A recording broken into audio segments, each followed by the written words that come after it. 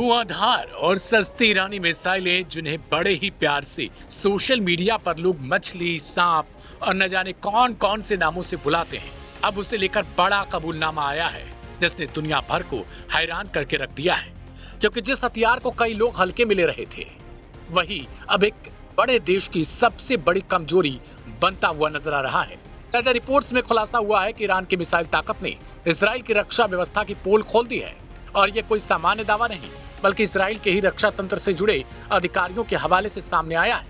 Reports के मुताबिक हालात इतने गंभीर हो चुके हैं कि इसराइल के पास इंटरसेप्टर मिसाइलों की भारी कमी हो चुकी है। यानी जितनी तेजी से ईरान मिसाइलें बना रहा है, उतनी तेजी से इसराइल उन्हें रोक नहीं पा रहा। दावा यह भी है कि जहां इसराइल एक इंटरसेप्टर तैयार करता है, वहीं ईरान करीब 10 बैलिस्टिक मिसाइलें बना देता है। यानी संख्या और गति दोनों में ईरान भारी पड़ता दिख रहा है। सबसे चौंकाने वाली बात तो यह है कि ये सब तब हो रहा है जब इसराइल पहले ही खतरे को जानता था। रिपोर्ट में कहा गया कि साल 2025 के युद्ध के बाद भी इंटरसेप्टर उत्पादन बढ़ाने पर कोई बड़ा फैसला इसराइल नहीं ले पाया। यहाँ तक कि इसराइली रक्षा अधिकारियों ने खुद स्थिति को पागलपन तक करार दिया, लेकिन इसके बावजूद सरकार की तरफ से जरूरी कदम उठाए नहीं गए। और अब जब ईरान की मिसाइलें लगातार हमला करती हुई नजर आई, तो ये साफ दिखने लगा कि रक्षा कवच उतना मजबूत नहीं दिखा जितना दुनिया को बताया गया था। रिपोर्ट में यह भी दावा किया गया कि इसराइल के वित्त मंत्री बेजलेल स्मोट्रिच ने यह तक मान लिया कि ईरान की सतह से सतह पर मार करने वाली मिसाइलों का मुकाबला करना बेहद मुश्किल है। यानी एक तरफ ईरान की सस्ती मिसाइलें, घातक मिसाइलें, और दूसरी तरफ महंगे लेकिन सीमित इंटरसेप्टर। यही असली असंतुलन अब इस जंग की दिशा तय कर रही है। लेकिन कहानी यही खत्म नहीं हो पा रही। इसी बीच एक और बड़ा खुलासा सामने आया कि इसराइल ने अपने ही देश की सुरक्षा से ज्यादा प्राथमिकता यूएई को देते हुए मदद की। रिपोर्ट के मुताबिक ईरान के साथ तनाव के दौरान इसराइल ने गुप्त रूप से यूएई में आयरन डोम सिस्टम तैनात कर दिए थे और वहां अपने सैनिक भी भेजे ताकि ईरानी मिसाइलों को रोका जा सके। यानी एक तरफ अपने देश में इंटरसेप्टर की कमी और दूसरी तरफ विदेश में तैनाती। ये फैसला अब सवालों के घेरे में भी आ चुका है। अब सबसे बड़ा सवाल यही है, क्या ईरान के मिसाइल रणनीति ने इसराइल की रक्षा व्यवस्था को मात दे दी है? क्या सस्ती और ज्यादा संख्या वाली मिसाइलें महंगे डिफेंस सिस्टम पर भारी पड़ रही हैं? क्योंकि जंग अब सिर्फ ताकत की नहीं, बल्कि रणनीति और संसाधनों की भी हो चुकी है। और इस खेल में जो सस्ता और ज्यादा होगा, वही शायद सबसे खतरनाक साबित भी होगा।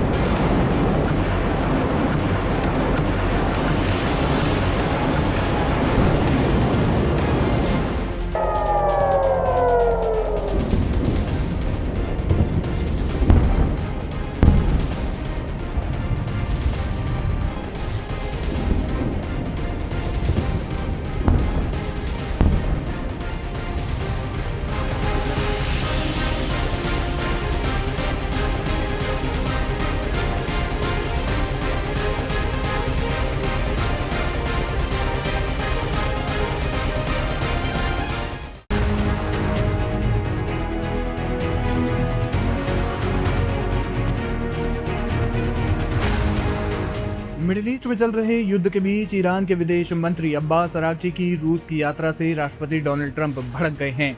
उन्होंने धमकी देते हुए कहा कि अगर 3 दिन के अंदर ईरान समझौता नहीं करता तो फिर उसकी तेल की पाइपलाइनों में भयंकर विस्फोट होगा। हाल ही में एक इंटरव्यू के दौरान ट्रंप ने कहा कि ईरान तेल निर्यात करने के लायक ही नहीं बचेगा। ट्रंप ने कहा कि नाकेबंदी की वजह से ईरान जहाजों के जरिए निर्यात नहीं कर पा रहा है, वहीं पाइपलाइन ध्वस्त होने के बाद उसका निर्यात एकदम से बंद हो जाएगा। आपको बता दें कि ईरान के विदेश मंत्री पाकिस्तान से एक बार फिर रूस पहुंचे हैं और वो अब पुतिन से वार्ता करने वाले हैं। रूसी मीडिया ने इसकी पुष्टि की है। अब्बास अराक्ची के रूस दौरे से नाराज क्यों हुए ट्रंप? दरअसल ईरान के विदेश मंत्री अमेरिका के साथ अप्रत्यक्ष वार्ता के लिए पाकिस्तान गए थे। हालांकि डोनाल्ड ट्रंप ने अपने प्रतिनिधिमंडल को भेजने से इनकार कर दिया। इसके बाद ईरानी विदेश मंत्री अब्बास अराक्ची भी रूस और ओमान की यात्रा पर निकल गए। रूस के दौरे से वो एक बार फिर पाकिस्तान लौटे। उधर ट्रंप ने कहा कि अब उनकी टीम पाकिस्तान नहीं जाएगी, बल्कि जो भी बात होगी फोन पर ही होगी। ईरान ने एक लिखित प्रस्ताव डोनाल्ड ट्रंप को भेजा था, जिसे उन्होंने तुरंत खारिज कर दिया। ट्रंप ने दावा किया कि पहले प्रस्ताव खारिज होने के बाद ईरान ने दूसरा प्रस्ताव भेजा, जो कि उससे बेहतर है।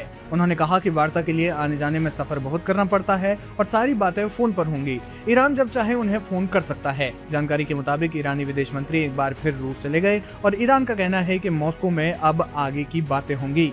इसके बाद राष्ट्रपति डोनाल्ड ट्रंप ने ईरान को बहुत कड़ी चेतावनी दे दी। ट्रंप ने स्पष्ट कर दिया कि उनके पास धैर्य की कमी है। उन्होंने कहा कि अगर 3 दिनों के भीतर ईरान परमाणु समझौते और संवर्धन रोकने की हमारी शर्तों को नहीं मानता तो उसकी तेल पाइपलाइनों में भयंकर विस्फोट होंगे। ट्रंप का तर्क है कि अमेरिकी नाकेबंदी के कारण ईरान पहले ही जहाजों के जरिए तेल निर्यात करने में असमर्थ है। अब पाइपलाइनों को निशाना बनाकर अमेरिका ईरान की अर्थव्यवस्था के अंतिम स्रोत को भी समाप्त करना चाहता है।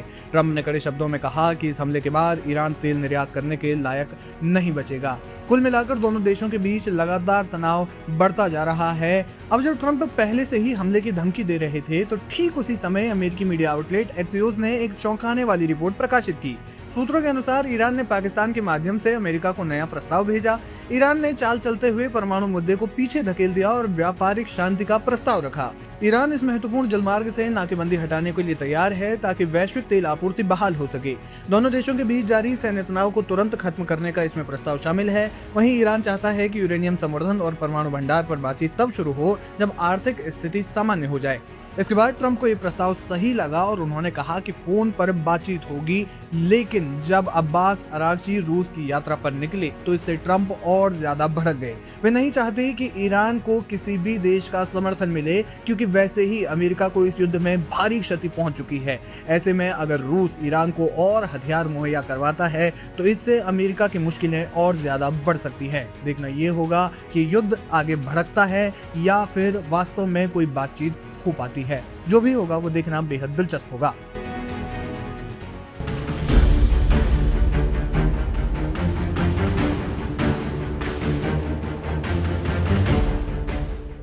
अमेरिका और ईरान के बीच जारी तनाव भले ही अस्थायी युद्ध विराम के दौर से गुजर रहा हो, लेकिन हालात अभी भी पूरी तरह सामान्य होने से काफी दूर हैं। हालिया घटनाक्रमों ने यह साफ कर दिया है कि दोनों देशों के बीच अविश्वास अभी भी गहराई से मौजूद है।